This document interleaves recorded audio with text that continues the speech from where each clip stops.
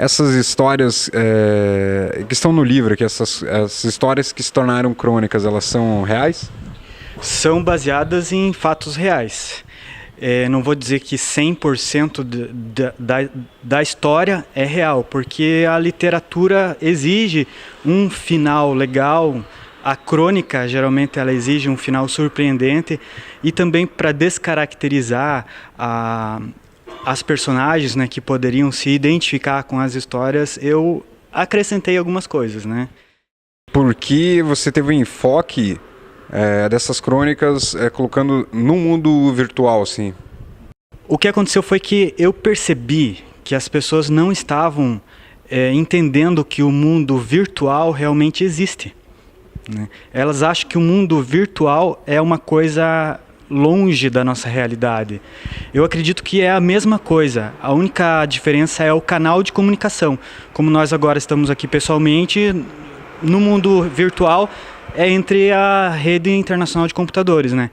E eu percebi que, por este fato, as pessoas, às vezes, elas se envolvem de uma certa forma que acaba prejudicando não somente elas próprias, mas também família, amigos. E esse livro ele serviu como um alerta, né, para que as pessoas elas entendam que o que elas vierem a fazer na internet vai ter uma consequência real. Qual seria a tônica das crônicas, assim? É mais para o humor, mais para o drama? Então, elas são diversificadas. Algumas delas são engraçadas, outras são trágicas, né? E tem o drama, né? Vamos dizer assim, inclusive ficção, ação, ficção, né? Assassinato, essas coisas assim. Você colocou uma crônica para cada dia. Por que essa? Porque hoje em dia as pessoas elas têm uma vida corrida com seus afazeres e não tem tempo de parar às vezes e ler 10, 20 páginas de um livro, né? Então eu coloquei esse número de 30 por causa que o mês tem 30 dias e os leitores podem ler uma crônica por dia, que é legal. É uma história que tem começo, meio e fim, uma página, 2 páginas, e ali ela fez a sua leitura diária, né? Uma pergunta que é difícil, acho que qualquer autor fugir dessa pergunta. Existe algo de autobiográfico nesse livro? Existe, né? Tenho uma ou 2 crônicas que eu inspirei em histórias das outras pessoas, mas eu misturei com algumas coisas que aconteceram comigo, principalmente na infância. Como é o teu processo de produção mesmo, o teu processo de escrita? Pois é, isso é muitas vezes polêmico, porque a maioria dos autores consagrados, claro, eu não vou me comparar a eles, mas eles têm um processo para escrever a história. Eles escrevem, releem, revisam, reescrevem, refazem. E no meu caso, o que acontece geralmente é que eu vejo a história, eu escuto a história dentro da minha cabeça e eu vou escrevendo e eu começo ela e eu termino na mesma hora, sabe? Então, eu vou dizer que não é algo assim profissional, né? Que é algo da minha cabeça. Só escrevi o que aconteceu, tá certo? Ela é baseada em histórias de outras pessoas, mas ela começa e termina na minha cabeça e vem para o papel de uma hora para outra. Às vezes até eu tinha que, por exemplo, parar de tomar banho, ir lá e começar e terminar, porque aquela era a hora que veio a inspiração, a ideia, né? O teu estilo de escrita, ele é bastante direto, né? Ele tem frases bastante curtas. Em quem você se inspira para escrever, ou é um estilo que você desenvolveu depois de algumas leituras, assim? Olha, por ser crônicas, né, que as crônicas têm uma característica de ser um texto curto, eu escolhi que ela fosse rápida, né?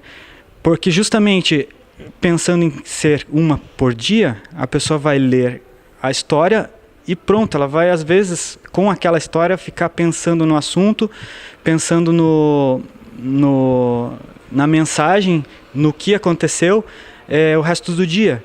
Então por isso que eu fiz frases curtas, não assim propositalmente, mas por ser crônicas, né? O sentido, lógico, da crônica deve ser absorvido ou ali entendido pelo leitor, né? Você deixa um pouco mais aberto nas suas crônicas. Mas a Crônica 21, o Eterna Espera, ela é uma crônica bastante pesada, assim, né? Tem um final bastante triste, que é aquele encontro que foi marcado entre ela e o personagem Ricardo, e não aconteceu, assim. Eles nunca se conheceram.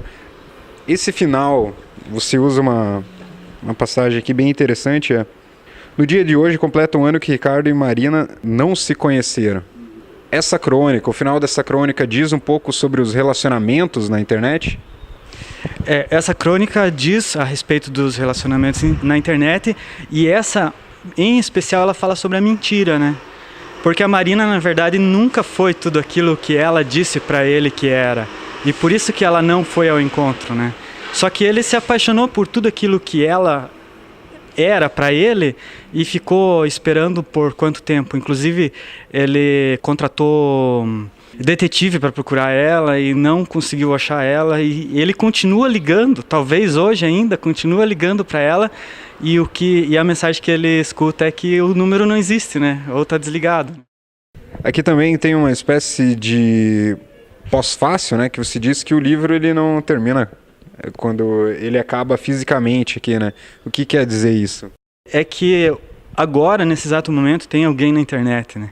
Nesse exato momento tem alguém gostando de alguém que conheceu na internet, entende? E esse livro, como ele é baseado em fatos reais, os fatos reais continuam acontecendo, as histórias continuam acontecendo, e as pessoas, elas continuam muitas vezes se apaixonando, às vezes tendo final feliz, mas às vezes se iludindo, né? Por isso que eu falo que ele ainda não acabou. Ele continua no dia a dia acontecendo.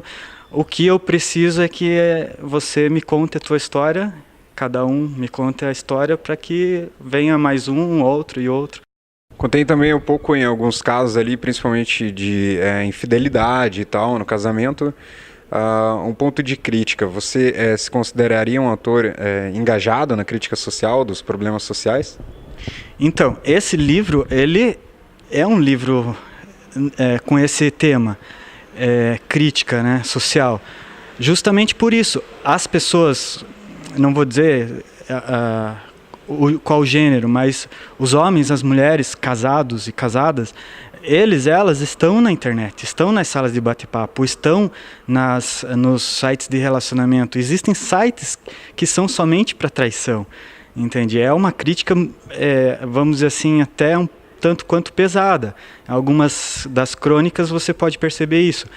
Porque é isso que eu queria alertar, né? A família geralmente é a que sofre no final. E eu sei outras histórias, mais histórias, entende? Onde a família acabou.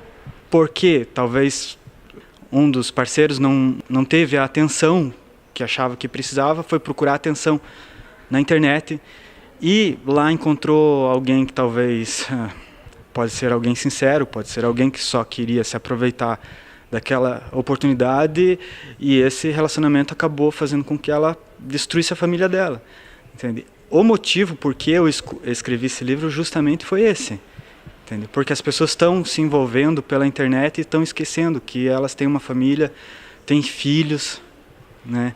E eu sou uma pessoa que eu acredito ainda na família como base da sociedade, e a base da sociedade é tudo para a sociedade. Então esse livro, como eu falei no início, ele vem alertar justamente para esses finais não felizes, né? Felizes talvez para dois, mas para o resto da família não.